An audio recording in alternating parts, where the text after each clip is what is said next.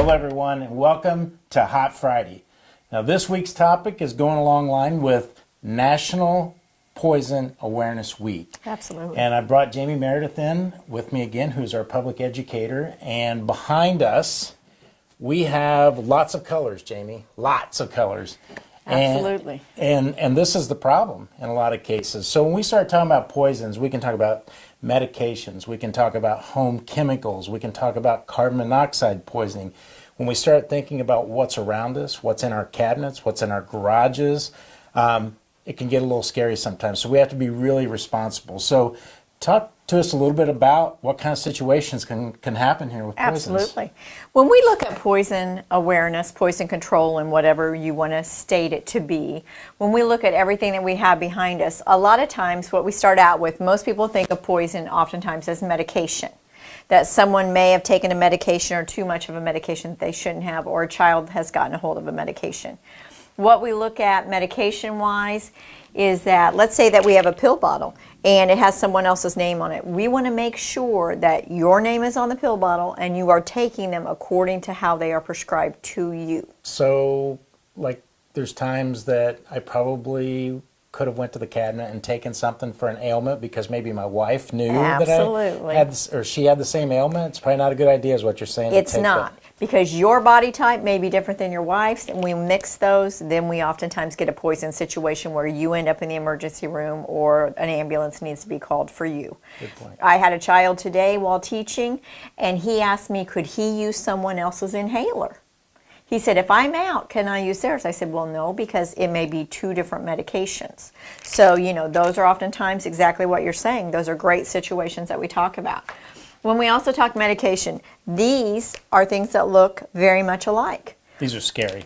These are very scary when you look at, because let's say our kids eat a whole handful of these are vitamins. Young children will end up in the emergency room because it will make them sick, even if it's just diarrhea, headache, stomach cramps, different things like that, versus where they're eating a handful of candy. I love gummy bears. Exactly. And I can tell by looking at a whole thing of vitamins how good they look. And we could empty these in a short amount of time, and kids could do the same. We also look at currently, when I look at these two items, we have actually a whole entire thing of Tylenol. We know how toxic Tylenol can be to our systems in our liver. They look so much alike. They do. One is slicker, and these are a cinnamon candy. I mean, these could be mistaken even by an adult, not Absolutely, just a child. absolutely. I mean, you could pick these up and swallow these, and you would not know you didn't take Tylenol. So, like I said, very scary to look at. And same thing here. One of these are actually the Vitaball, and these are gum.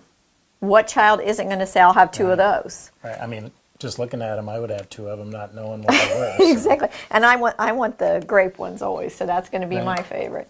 So anytime we look at medications, can you hand me the bus? Yep. Because I want to share some information. This is a school bus, and with the school bus, what people don't realize, medication errors for children. 4 school buses full of children every single day come to the emergency room throughout the United States. 60,000 children a year make it to the emergency room due to medication abuse, overload. You know, they get left out somewhere. Something is occurring where they're showing up in our emergency rooms, and we don't want to see that happen. That's shocking. So that's why we're here today to talk about. Let's move on to a few things that we might see. Now remember this, when we're talking poison control, we're talking how are we actually getting them into our system. So one way could be our eyes. If you spray something, and I will tell you, the other day I had a can similar to this one, did not pay attention to how it was turned, and I went to spray and it did this. And honestly, it was glass cleaner and the edge of my eye got hit. Now my husband thought it was funny for that split second, but you know, I wasn't paying attention because I was talking. But that's a way you can get poison into your eye, and you have to rinse it out for a certain amount of time, and you can call the poison control number. And we're going to give that to you as well. It's always a 1-800 number, and it's 222-1222. Easy enough to remember, right? Absolutely. And I know those folks are down there 24 hours a day, 365. And they will answer questions even on medication. If for some reason you're having a problem with a medication and you want to know anything about it, they oftentimes can help you if the pharmacist is out or so forth, because I've had to do that. So we're looking at, you're going to get, if you get anything in your eyes, that's a way that we can ingest or get a actual poison into our system. We can also do it by breathing in, and we're going to talk a little bit later about CO.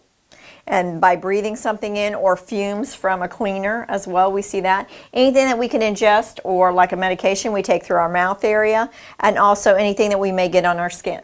So these are all ways that we can get that poison into our systems. So, Jamie, I know a lot of folks, just looking down here at the end, I know a lot of folks, they like to make these bathtub cocktails when they're cleaning their home. Absolutely. So they'll mix stuff together, and they don't realize that it's not designed to be mixed together. No. It may seem like it's cleaning things, but actually it could be having a reaction which could create a huge problem in the home. Well, and anytime, oftentimes when you do bathroom cleaners and a bleach product, you're going to actually get a cloud almost. You get a very heavy fume, and it can be very toxic. I've actually seen it in a college situation set off a fire alarm.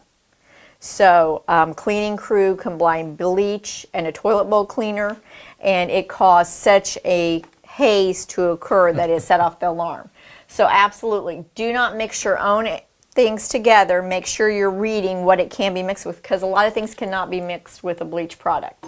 So some of the, like right here we have some dishwasher pods, and we have the famous Tide Pod that everyone got all the up in arms about, because people were actually putting these Tide Pods and doing a challenge, which was extremely dangerous. And then I found these little cuties at the store the other day. And, you know, my mom always threatened to wash my mouth out with soap. Absolutely. But it's really not a good way to do it. So you can, like, it looks like a giant jawbreaker. Yes. That's what it looks like. Yeah. And, it's and very if you put it in colorful. your mouth, what's going to happen? You know? Yeah, it's going to cause you some big problems. All these are caustic in the sense that as soon as they combine with our own, you know, within our esophagus is where we usually have the problem. And we'll see kids start to foam and do different things. We don't want to see this with anyone, but there are so many things here. What we're seeing now are what we call lookalikes. And so if you'll hold that one for me. This one looks like we have a beautiful little cake on here that we can bake. This one has an oven that shows us we can bake, and lemons. Now if you're a child and you really can't read, or I don't have on my glasses and I'm not paying careful attention, if I would happen to store something like this together, you might pull it out thinking, well, this is a cleaner obviously, and this is not. This is something I can use and eat. So kids a lot of times are like, they will have no idea, and especially if you teach any type of preschoolers, they're like, well, I like this can because it has, you know, we're going to use it in the kitchen because it has a stove. So these are, like I said, lookalikes. Same way here. We have Powerade. It's a red juice. This is a red juice to them too. This actually has apples on it. It actually smells more like apples than the Powerade smells like. But they don't taste anything like No. And this one would be very toxic Right. to a child. Right. So that's where we get into making sure that we keep everything up and locked away. Anything that is a cleaner is where we need to get into our locking devices. Please don't put them under the sink, because that's where little people go. You know, they're short, they're down there opening every cabinet there is, pulling out every spoon or bowl. But if they're pulling out any of these, if they go in, you know, obviously decon we already know is poisonous, but they don't know. It looks like Starburst. It has that same shape. Oftentimes you have squares. Kids, you know, if they cannot read, that's where we get into some issues. So, you know, we have these little safety devices, but kids are smart. Oh, And yeah. So you shouldn't totally rely on these. I mean, they're good to put in place, I agree. but just paying close attention to what your kids are doing is going to be a big factor in keeping them safe. Absolutely. And if you can keep anything up, like above a washer and dryer and the locks on them, it takes a lot more time for a smaller child to climb, then get the locks, and then maybe you have time. But absolutely, watching your children is the key component of making sure that we keep them safe as far as not getting into poisonous products. Yeah, I ran down to the big box store, got these. I think I spent about $20 Okay. for these safety devices. So affordable when you're talking Very about much keeping so. your family safe. Well, just think about one emergency room visit can cost you up to $1,000 Oh, yeah, absolutely. easily. Now, one interesting thing that you had down there was the Absolutely. batteries. So we have two new things with poison control. Let's bring these down. So this one being, okay, I have kind of a picture here, and we'll go, but basically it's Don't- batteries. anything that they can get in their mouth and swallow. Mike has the discs batteries, and that's what we're seeing an increase in.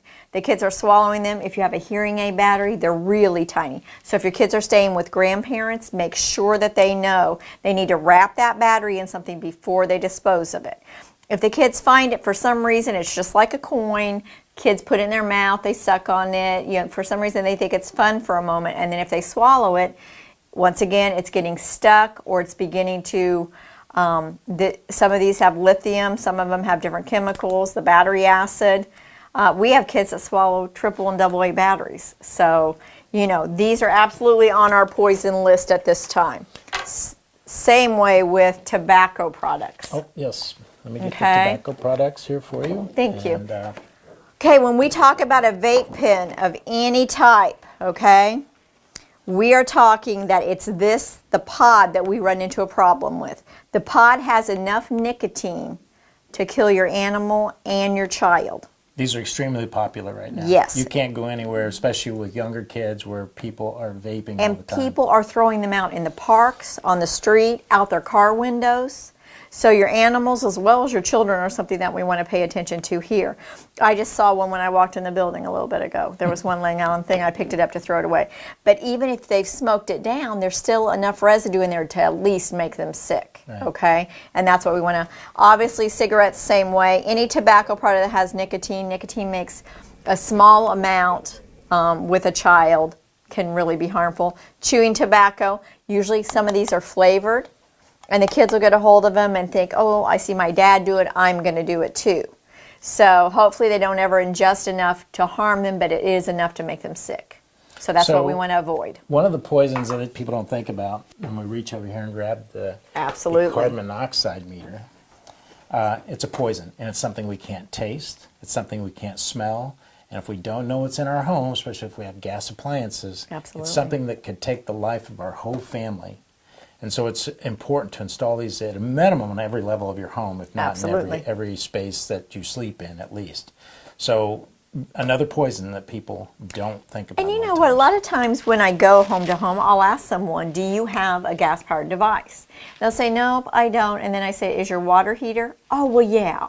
Because, you know, that seems to be the one that's still old school that we go back to. If everything else is electric, a lot of times we still have that. So think through all your appliances. Do you have a fireplace that's gas powered? Do you have a water heater? Do you have a furnace? Do you have a stove? You know, those are those areas that we always look to. So, and a lot of times, like I said, for some reason, the water heater, if you say, no, I have electric stove, electric oven, you know, electric heat, you still have to make sure that you're not having anything else that could occur. Right. And again, 20 to 30 bucks to buy a carbon monoxide alarm in your home, and just it's an investment in your family. Absolutely. So as we start to close up here a little bit, so if we suspect that there's a poison, someone's been poisoned in our family, Correct. we should immediately take action, even if we don't know for sure. But Absolutely. we see an empty container, or it appears that maybe a child. If your child's sitting there and he has this bottle open, yes. and the lid's open, the pills are spilt out, and you see anything in his mouth or you have questions, at that point you absolutely You need to call poison control. Right. And activate the 911 system Absolutely. to get EMS. We'd rather you call, even if there's no signs right at that moment. Right. It could be something that's taking a long-term effect, and you may not know it until long after they've gone Well, to bed. and it's going to take us maybe 2 to 5 minutes to get there, and by then your child could have passed out or stopped breathing. Something else can occur, and poison control will start to tell you. But at least you already have 911 on their way. And if there is no emergency when we get there, or poison control has instructed you to do something else, then that's fine. We'd much rather be there to help and assist versus have something occur to anyone in the home. If I get chemicals on my clothes, I want to get those get the clothes off Absolutely. of the body. If you get it on your skin, make sure that we get it all cleaned off. If you're in an environment where you have toxic air, we need to get out of that, or get that person out of that environment. That's absolutely the best thing. If we get something in our eyes, we want to splash continually for 5 minutes while we're calling whoever else. And poison control will give you so much direction on what you need to do. So it's important to have that number readily available anywhere in your home. I put it in your cell phone so that you always have it. And if you have babysitters often, make sure babysitters have some type of record of your child's health and how much they weigh. Very good point. These are Yeah. very important things that they need to know to help you get the right information. Right. So all this stuff behind us, I mean, it's just shocking. And this is just a portion of probably what we could pull out of our home or business. But take a look around the home when you get a chance. Make sure that all this stuff is out of reach. Absolutely. Make sure that you've gotten rid of any medications maybe that are expired or don't belong to you anymore. There's Tox Drops that actually make packets now that you can put. Right, I saw that too. That turns into a jelly. Put the medications in and actually dissolves all those medications. So Jamie, thank you again Thank for you. coming in on Hot Friday and talking about National Poison Awareness Week. We hope you have a great weekend and join us on Friday upcoming for our next episode.